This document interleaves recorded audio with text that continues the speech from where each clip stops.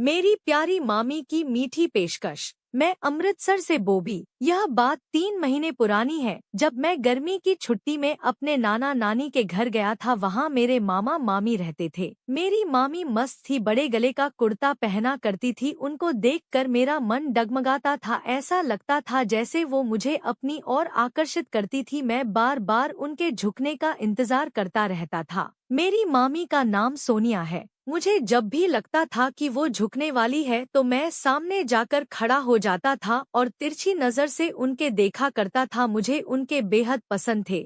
मुझे उन्हें छूने का बेहद मन करता था। कभी कभी जानबूझकर मैं उनसे सामने से जाकर टकरा जाता था और बड़ी होशियारी से छू लिया करता था।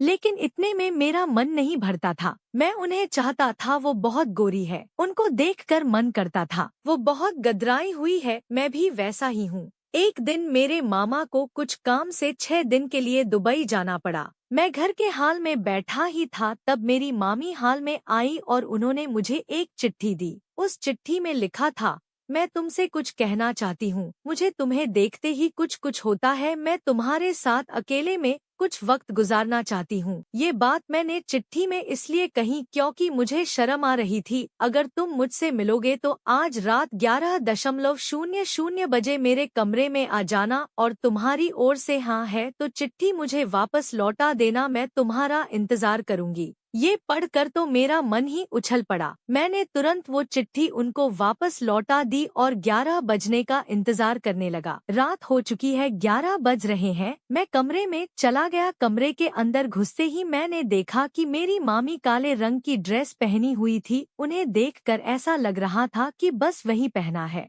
मुझे समझ नहीं आ रहा था कि मैं शुरुआत कहाँ से करूं। तभी अचानक मेरी मामी ने मेरा हाथ पकड़ लिया। ये उस हसीन रात की शुरुआत थी। मैंने भी मामी की कमर को पकड़ के अपनी ओर खींच लिया। जब मैंने देखा कि मेरी मामी को अब कोई एतराज नहीं, मेरे हाथों ने जैसे ही उनकी गली मोहल्ले में चलने लगे, वो बहुत काफी उत्सुक हो गई। मैं अपना चेहरा उनके सामने ले गया। मेरी मामी बहुत अच्छी तरह से मेरे अंदर के जानवर जो जानती है और मैं क्या क्या कर सकता हूँ, ये सब उसने बेसबर कर रहा था। मैंने उन्हें इशारे से बताया कि मैं क्या क्या करने वाला हम और क्या क्या करूँगा। उसके बाद पता नहीं मामी को क्या हुआ। मामी ने फिर से मेरी तरफ देखी और बोली, कुछ करना भी है या फिर यूं ही ऊपर ऊपर का प्लान है। उनको देखकर मैं सनसना उठा। अब मेरे को कुछ चाहिए था तो वो थी। फिर थोड़ी देर बाद जैसे ही कार्यक्रम शुरू किया तो वो थोड़ी शर्माने लगी और बोल पड़ी, इतनी भी क्या जल्दी है। मेरे फिर आराम आराम से कार्यक्रम किया।